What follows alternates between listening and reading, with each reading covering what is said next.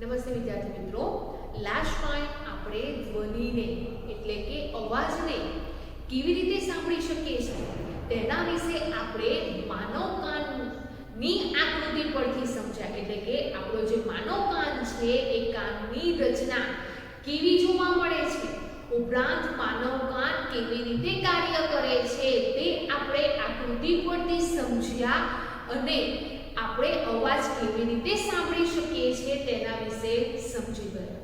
હવે વિદ્યાર્થી મિત્રો, આપણે અગાઉ સમજીને આવ્યા છીએ કે કંપન કરતા પદાર્થો દ્વારા ધ્વનિ ઉત્પન્ન થાય છે. તો આ જે કંપન છે એ કંપન કોને કહેવામાં આવે છે તો તે પણ આપણે અગાઉ સમજી ગયા છે કે જે પણ કોઈ પદાર્થ છે એ પદાર્થમાં વારે વારે આમ તેમ અથવા તો આગળ પાછળ કે ઉપર નીચે થતી જે ગતિ છે જેને શું કહેવામાં આવે છે, જેને પદાર્થનું કંપન તરીકે ઓળખવામાં આવે છે. અને વારે વારે આમ તેમ જે ગતિ થાય છે, ઉપર નીચે અથવા તો આગળ પાછળ જે પણ કોઈ ગતિ થાય છે એવી ગતિને દોલિત ગતિ તરીકે પણ ઓળખવામાં આવે છે. અને આ જે દોલિત ગતિ છે એ દોલિત ગતિને આવર્ત ગતિ તરીકે પણ ઓળખવામાં આવે છે.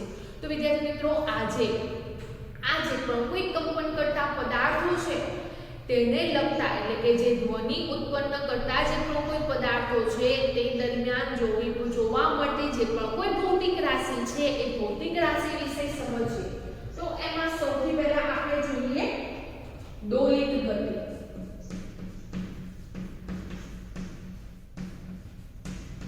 હવે આ જે દોલિત ગતિ છે એ દોલિત ગતિને આવર્ત ગતિ તરીકે પણ ઓળખવામાં આવે છે. તો આવર્ત ગતિ અથવા તો દોલિત ગતિ કોને કહેવામાં આવે છે તો જે પદાર્થમાં વારે વારે આમ તેમ એટલે આગળ પાછળ કે ઉપર નીચે, આગળ પાછળ કે ઉપર નીચે થતી ગતિને પદાર્થનું કંપન કહે છે.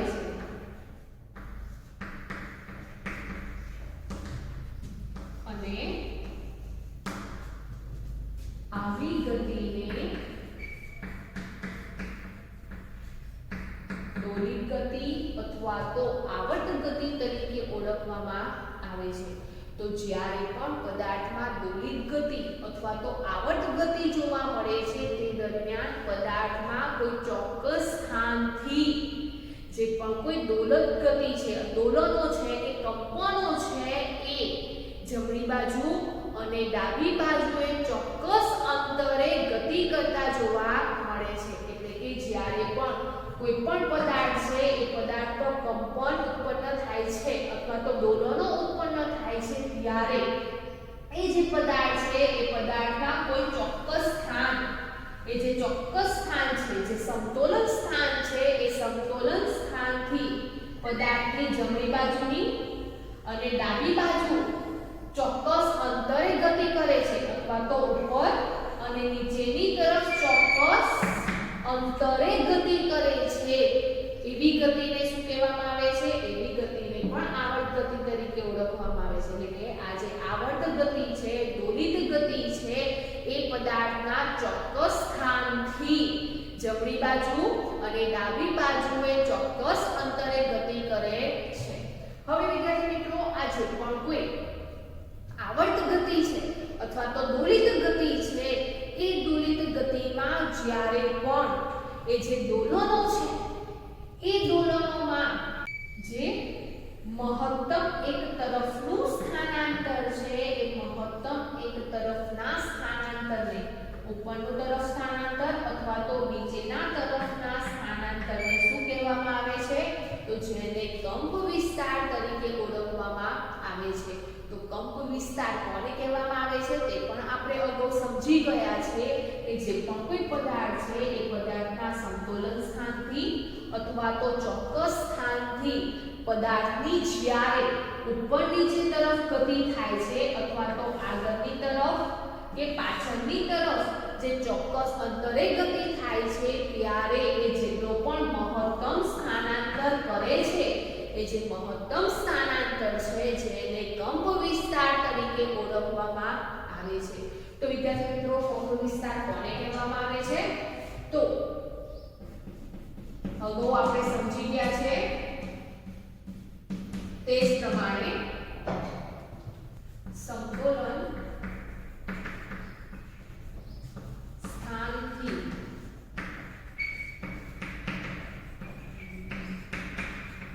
કંપન કરતા પદાર્થના કોઈ એક તરફના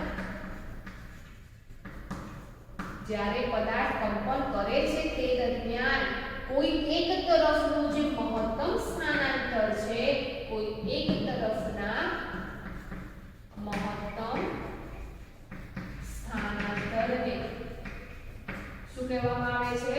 તો મહત્તમ સ્થાનાંતરને કંપ વિસ્તાર કહેવામાં આવે છે. તો વિદ્યાર્થી મિત્રો કંપ વિસ્તાર કોને કહેવામાં આવે છે? તો અહીંયા આ જે આકૃતિ છે એ આકૃતિમાં તમે જોઈ રહ્યા છો કે આ જે પણ કોઈ કંપન છે, દોલનો છે કે જે તરંગો છે એ તરંગો ઉપરની તરફ અને નીચેની તરફ કોઈ સમતોલન સ્થાન છે એ સમતોલન સ્થાનની ઉપરની તરફ અને નીચેની તરફ ગતિ કરે છે. તો એ જેટલો મહત્તમ ઉપરની તરફ જાય છે અથવા તો નીચેની તરફ જેટલો વળે છે એ જે સ્થાનાંતર કરે છે જેને કંપ વિસ્તાર તરીકે ઓળખવામાં આવે છે. તો વિદ્યાર્થી મિત્રો અહીંયા તમને બે આકૃતિ દોરીને બતાવો તો બંને આકૃતિમાં કંપ વિસ્તાર કોનો મોટો છે અને કોનો નાનો છે તમે કહી શકશો? તો આ એક આકૃતિ છે અને આ એક આકૃતિ છે. તો આ જે આકૃતિ છે એ બંને આકૃતિમાં તમે કઈ આકૃતિમાં જોઈ શકો છો કે કંપ વિસ્તાર મોટો હોય? તો જો વિદ્યાર્થી મિત્રો આ જે આકૃતિ છે એ આકૃતિમાં મહત્તમ સ્થાનાંતર એટલે કે કંપ વિસ્તાર કેવો જોવા મળે છે? તો કંપ વિસ્તાર મોટો જોવા મળે છે. તો કોઈ એક તરફનું આપણે મહત્તમ સ્થાનાંતર જોઈએ એ મહત્તમ સ્થાનાંતર કેવું જોવા મળે છે? વધારે જોવા મળે છે. કંપ વિસ્તાર વધારે જોવા મળે છે. જ્યારે આ આકૃતિ જોઈએ તો આ આકૃતિમાં કંપ વિસ્તાર કેવો જોવા મળે છે? તો આ આકૃતિમાં કંપ વિસ્તાર ઓછો જોવા મળે છે. તો આ મહત્તમ સ્થાનાંતર છે એ મહત્તમ સ્થાનાંતર કેટલું વધારે છે અને કેટલું ઓછું છે તેના પરથી આપણે કંપ વિસ્તાર વધારે છે અથવા તો કંપ વિસ્તાર નાનો છે તે કહી શકીએ છીએ. તેવી જ રીતે વિદ્યાર્થી મિત્રો જ્યારે પણ એ પદાર્થ છે એ પદાર્થનું જે સમતોલન સ્થાન છે જે ચોક્કસ સ્થાન છે એ ચોક્કસ સ્થાનથી જે પણ કોઈ દોલનો થાય છે અથવા તો જે પણ કોઈ કંપન અનુભવે છે એ કંપન અનુભવતા જે દોલનોની સંખ્યા છે આ જે દોલનો છે અથવા તો જે કંપનો છે એની જે પણ કોઈ સંખ્યા છે એ સંખ્યાને શું કહેવામાં આવે છે? તો એ સંખ્યાને આવૃત્તિ કહેવામાં આવે છે. તો જ્યારે પણ પદાર્થ 1 સેકન્ડમાં કેટલા દોલનો કરે છે જેને શું કહેવામાં આવે છે? તો જેને આવૃત્તિ તરીકે ઓળખવામાં આવે છે. તો વિદ્યાર્થી મિત્રો અહીંયા આપણે એક દોલનની વાત કરીએ તો એક દોલન ઉપરની તરફ જાય છે, ઉપરથી પાછું નીચેની તરફ જાય છે અને પાછું સમતોલન સ્થાન પર આવે છે. તો આ એક દોલન પૂરું કર્યું તેમ કહેવાય છે.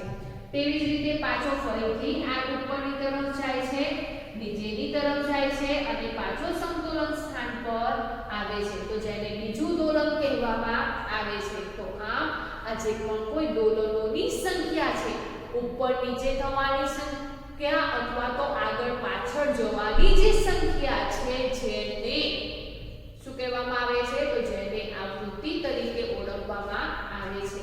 તો ટૂંકમાં આવૃત્તિ કોને કહીશું? તો ટૂંકમાં આવૃત્તિ એટલે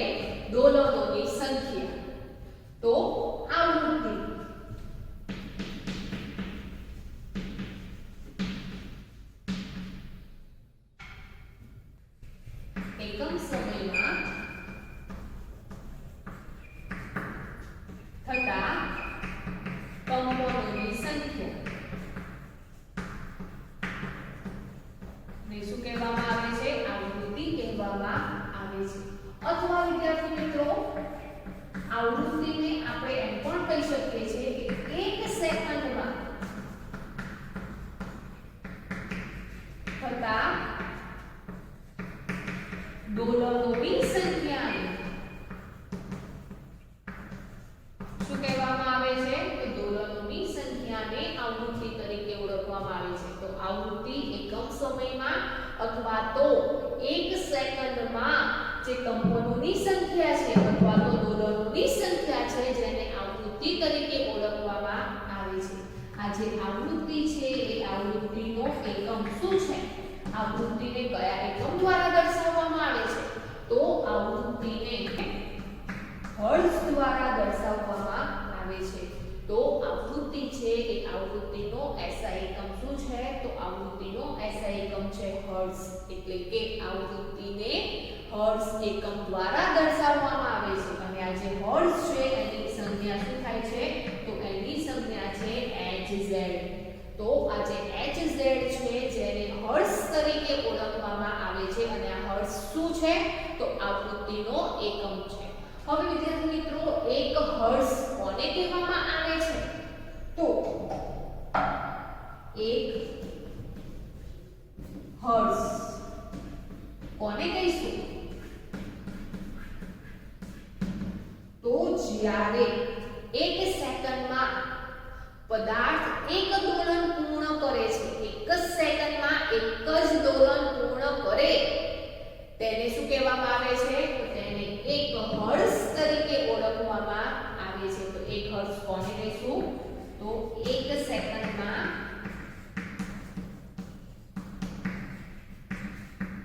એક દોલન પૂર્ણ કરે તેને શું કહેવામાં આવે છે? 1 હર્ટ્ઝ તરીકે ઓળખવામાં આવે છે. અને તેવી જ રીતે એક નવી ભૌતિક રાશિ છે આવર્તકાળ. તો આ જે આવર્તકાળ છે એ આવર્તકાળ કોને કહીશું? તો વિદ્યાર્થી મિત્રો આવર્તકાળ એટલે સમય. તો આજે પણ કોઈ પદાર્થ કંપન કરે છે, દોલનો કરે છે, તે દરમિયાન એક દોલન પૂર્ણ કરવા માટે કેટલો સમય લાગે છે જેને શું કહેવામાં આવે છે? તો તેને આવર્તકાળ કહેવામાં આવે છે. એટલે કે એક દોલન પૂર્ણ કરવા માટે લાગતા સમયને આવર્તકાળ કહેવામાં આવે છે. તો આવર્તકાળ કોને કહીશું? એક દોલન પૂર્ણ કરવા માટે લાગતા સમયને આવર્તકાળ તરીકે ઓળખવામાં આવે છે. અને આ જે આવર્તકાળ છે એ આવર્તકાળને સમય કહેવામાં આવે છે જેથી તેને સંજ્ઞા શું જોવા મળે છે? તો આવર્તકાળને p વડે દર્શાવવામાં આવે છે. એટલે કે આવર્તકાળની સંજ્ઞા શું જોવા મળે છે? કેપિટલ T જોવા મળે છે.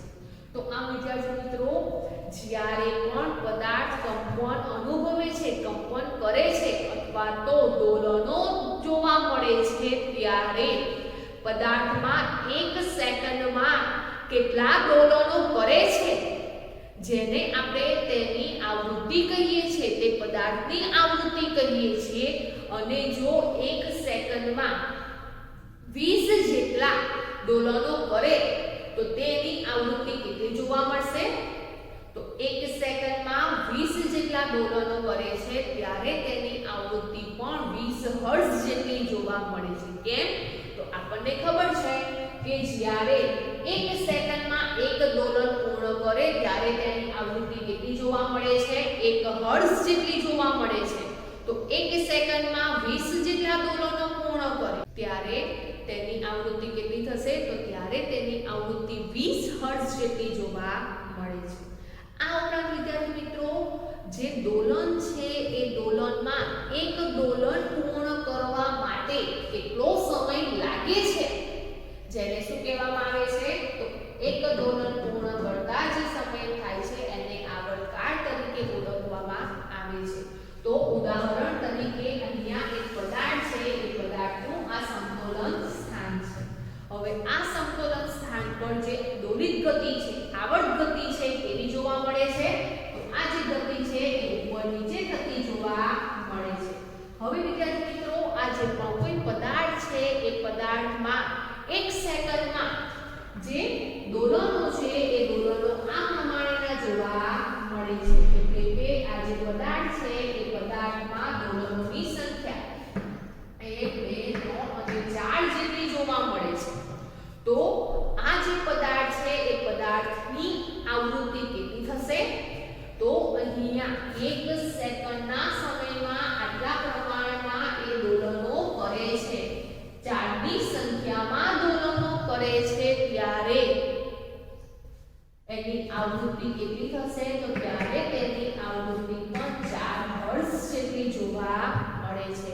તો 1 સેકન્ડમાં જેટલા પણ દોલનો કરે છે એટલી જ તેની આવૃત્તિ જોવા મળે છે. તો આવૃત્તિ કોને કહેવામાં આવે છે? તો 1 સેકન્ડમાં અથવા તો એકમ સમયમાં કંપનોની સંખ્યા અથવા તો દોલનોની સંખ્યાને તેની આવૃત્તિ કહેવામાં આવે છે. અને તેવી જ રીતે વિદ્યાર્થી મિત્રો, જ્યારે પણ એ જે પણ કંપન કરતો પદાર્થ છે એમાં જોવા મળતી જે દોલિત ગતિ છે, જે દોલનો છે અથવા તો જે કંપનો છે, એમાં એક દોલન પૂર્ણ કરવા માટે કેટલો સમય લાગે છે એ શોધવા માટે એ જે ભૌતિક રાશિ છે એને શું કહેવામાં આવે છે? તો એને આવર્તકાળ તરીકે ઓળખવામાં આવે છે. તો અહીંયા આપણે આવૃત્તિ અને આવર્તકાળ વિશે સમજ્યા. તો તેને લગતા એક બે દાખલા સમજીએ. તો સૌથી પહેલા તો આપણને સ્વાધ્યાયનો પ્રશ્ન આપેલો છે.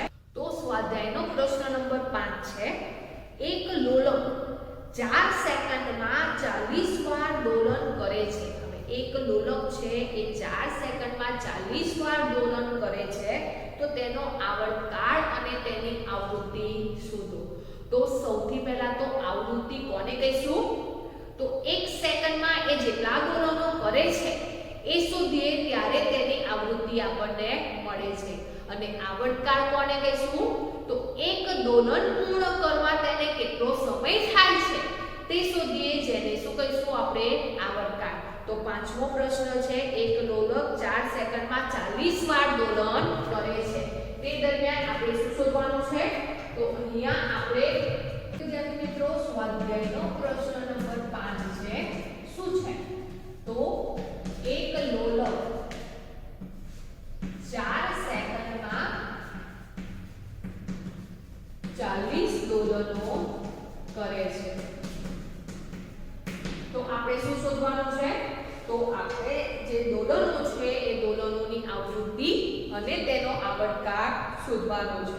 તો એમાં સૌથી પહેલા આપણે આવૃત્તિ શોધીએ. તો આવૃત્તિ કેવી રીતે શોધવામાં આવે છે? તો આપણને ખબર છે આવૃત્તિ કોને કહેવામાં આવે છે? તો 1 સેકન્ડમાં કેટલા દોલનો કરે છે એને શું કહીએ છીએ? આપણે આવૃત્તિ કહીએ છીએ. તો વિદ્યાર્થી મિત્રો, અહીંયા 4 સેકન્ડમાં 40 દોલનો કરે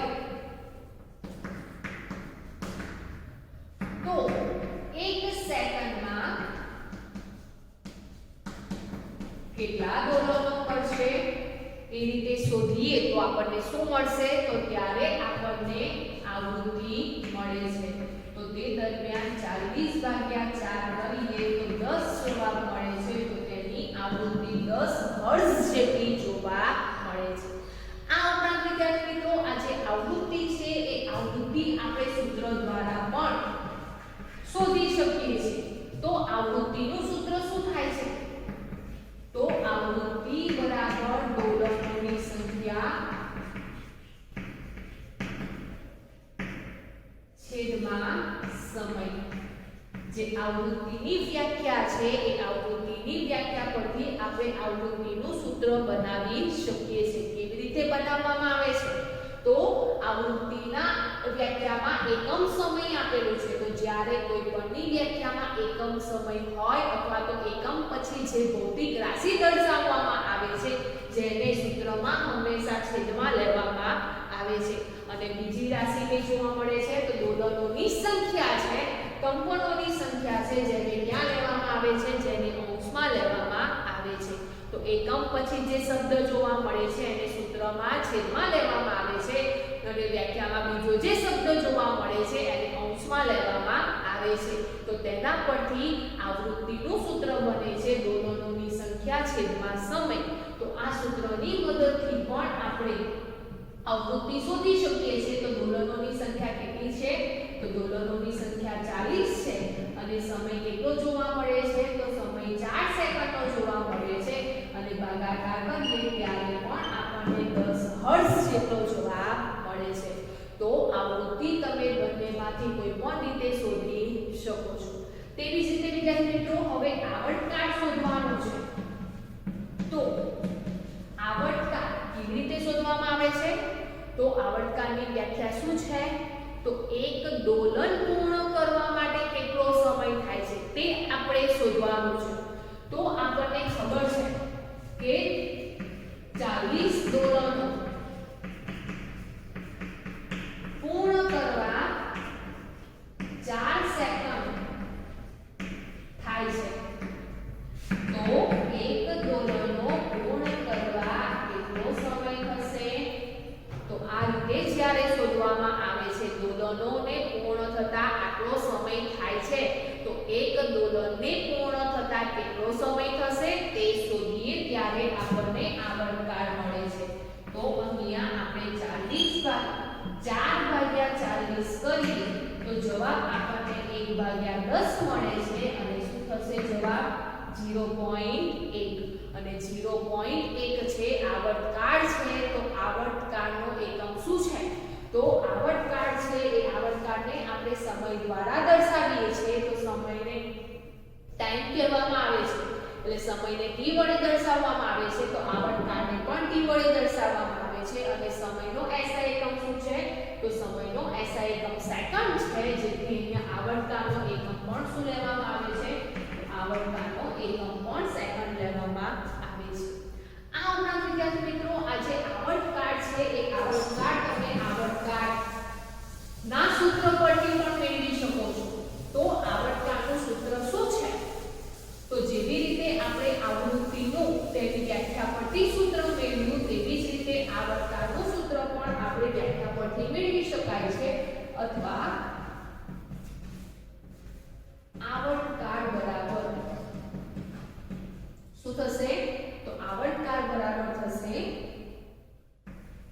સમય છેદમાં દોલનોની સંખ્યા અથવા તો કંપનોની સંખ્યા. તો અહીંયા આવર્તકાળ છે એ આવર્તકાળમાં અંશમાં સમય લેવામાં આવે છે અને છેદમાં દોલનોની સંખ્યા લેવામાં આવે છે. તો આ સૂત્રની મદદથી પણ આપણે આવર્તકાળ શોધી શકીએ છીએ. તો સમય આપણને કેટલો આપેલો છે તો સમય 4 સેકન્ડ આપેલો છે. દોલનોની સંખ્યા કેટલી આપેલી છે તો 40 આપેલી છે અને ભાગાકાર કરીએ તો જવાબ આપણને આ પ્રમાણે જોવા મળે છે. અથવા તો તેને સેકન્ડ એકમ દ્વારા પણ દર્શાવાય છે. સેકન્ડ ન દર્શાવો તો ખાલી સ્મોલ s પણ તમે દર્શાવી શકો છો. કેમ તો સેકન્ડને s વડે દર્શાવવામાં આવે છે. તો વિદ્યાર્થી મિત્રો અહીંયા આવર્તકાળ અને આવૃત્તિ બંનેના સૂત્ર તમે ધ્યાનથી જુઓ તો શું તમને આવૃત્તિ અને આવર્તકાળ બંને વચ્ચે સંબંધ જોવા મળે છે તો હા વિદ્યાર્થી મિત્રો આવૃત્તિ અને આવર્તકાળ વચ્ચે સંબંધ જોવા મળે છે અને શું સંબંધ જોવા મળે છે તો બંને એકબીજાના વ્યસ્ત જોવા મળે છે. તો આવૃત્તિ છે એ આવૃત્તિ કોનો વ્યસ્ત થશે તો આવૃત્તિ છે એ આવર્તકાળનો વ્યસ્ત છે અને એવી જ રીતે જે આવર્તકાળ છે એ આવર્તકાળ કોનો વ્યસ્ત થશે તો આવર્તકાળ બરાબર જે આવૃત્તિ છે એ આવૃત્તિનો વ્યસ્ત જોવા મળે છે. તો આવર્તકાળ અને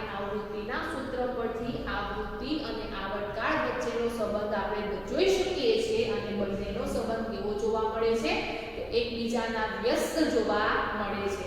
તો તમને જ્યારે પણ પ્રશ્નમાં આવૃત્તિ અને આવર્તકાળ શોધવાનું પૂછવામાં આવે છે ત્યારે તમે બંનેમાંથી કોઈ એક પહેલા રાશિને શોધો અને ત્યાર પછી તેમનો વ્યસ્ત કરો ત્યારે તમને જવાબ મળી શકે છે. તો ઉદાહરણ તરીકે અહીંયા આપણે સૌપ્રથમ આવૃત્તિ શોધી છે. તો આવૃત્તિ આપણને 10 હર્ટ્ઝ મળી ગઈ છે. હવે વિદ્યાર્થી મિત્રો આપણે આવર્તકાળ શોધવો છે. તો આવર્તકાળ કોનો વ્યસ્ત થાય છે? તો આવર્તકાળ છે એ આવૃત્તિનો વ્યસ્ત થાય છે. તો તે શોધવા આપણે આ સૂત્રનો ઉપયોગ કરીએ તો 1 આવૃત્તિ આપણને 10 હર્ટ્ઝ મળે છે. તો 1/10 કરીએ જવાબ શું મળશે?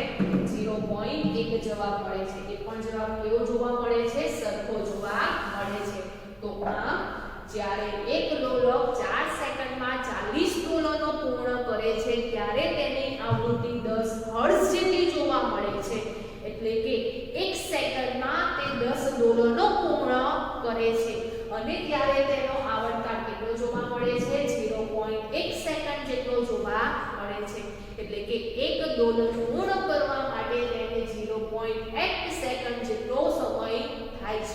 તેવી જ રીતે વિદ્યાર્થી મિત્રો છઠ્ઠો પ્રશ્ન આપવામાં આવ્યો છે કે જ્યારે મચ્છરની પોતાની પાંખો 500 કંપન પ્રતિ સેકન્ડના સરેરાશ દરથી કંપન કરે છે ત્યારે મચ્છર દ્વારા ધ્વનિ ઉત્પન્ન થાય છે. તો કંપનનો આવર્તકાળ કેટલો હશે? હવે અહીંયા પાંખો 500 કંપન પ્રતિ સેકન્ડના સરેરાશ દરથી કંપન કરે છે. એટલે કે 1 સેકન્ડમાં 500 જેટલા કંપનો કરે છે તે વખતનો આપણે આવર્તકાળ શોધવાનો છે. તો વિદ્યાર્થી મિત્રો જેવી રીતે આપણે પ્રશ્ન નંબર 5 કરેલ છે તે જ રીતે પ્રશ્ન નંબર 6 છે. તો પ્રશ્ન નંબર 6 શું છે? જે મચ્છરની પાંખો છે એ મચ્છરની પાંખો 1 સેકન્ડમાં 500 કંપન કરે છે. તો શું શોધવાનું છે આપણે? તો તે દરમિયાન આપણે આવર્તકાળ શોધવાનો છે. તો આવર્તકાળ કેવી રીતે શોધીશું? તો આવર્તકાળ આપણે 3 રીતે શોધી શકીએ છીએ. સૌથી પહેલા તો આપણે આવર્તકાળ આ રીતે શોધી શકીએ છીએ. બીજી રીતે આવર્તકાળના સૂત્ર પરથી શોધી શકીએ છીએ અને ત્રીજી રીતે પહેલા આવૃત્તિ શોધવામાં આવે અને ત્યાર પછી આવૃત્તિનો વ્યસ્ત કરવામાં આવે ત્યારે પણ આપણે આવર્તકાળ શોધી શકીએ છીએ. પરંતુ વિદ્યાર્થી મિત્રો અહીંયા તો આવર્તકાળ જ શોધવાનું કીધું છે તો ડાયરેક્ટ આપણે આવર્તકાળના સૂત્ર પરથી આપણે શોધી શકીશું. તો આવર્તકાળનું સૂત્ર શું છે? તો આવર્તકાળનું સૂત્ર છે સમય છેદમાં કંપનોની સંખ્યા અથવા તો દોલનોની સંખ્યા. તો વિદ્યાર્થી મિત્રો અહીંયા સમય કેટલો જોવા મળે છે? તો સમય 1 સેકન્ડ જેટલો જોવા મળે છે અને કંપનોની સંખ્યા કેટલી જોવા મળે છે? કંપનોની સંખ્યા 500 જોવા મળે છે. તો જ્યારે પણ આજે પણ કોઈ આવર્તકાળ છે એ આવર્તકાળમાં આપણે 1/500 કરીએ તો શું જોવા મળશે? તો જ્યારે 1/500 કરવામાં આવે છે ત્યારે જવાબ 0.002 જોવા મળે છે. એટલે કે આવર્તકાળ કેટલો જોવા મળે છે? 0.002 સેકન્ડ જેટલો આવર્તકાળ જોવા મળે છે.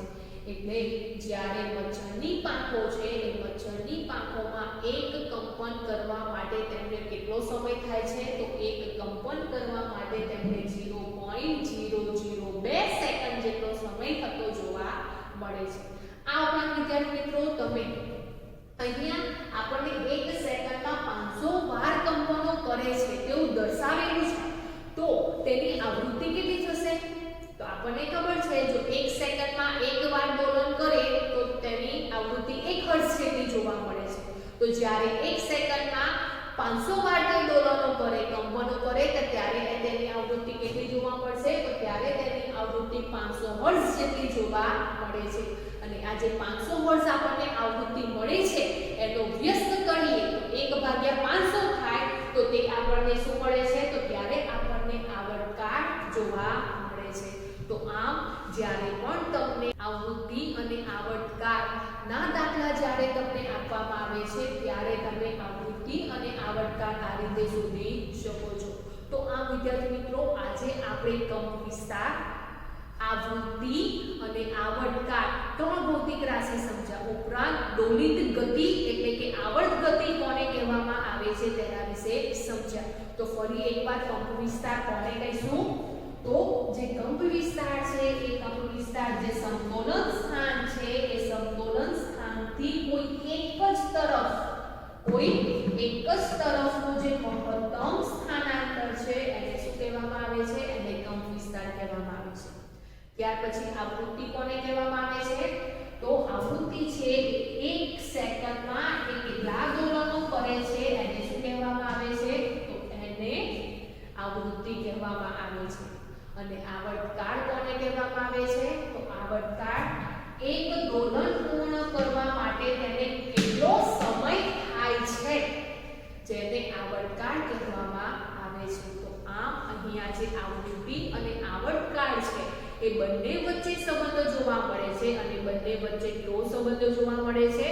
તો બંને વચ્ચે વ્યસ્તનો સંબંધ જોવા મળે છે.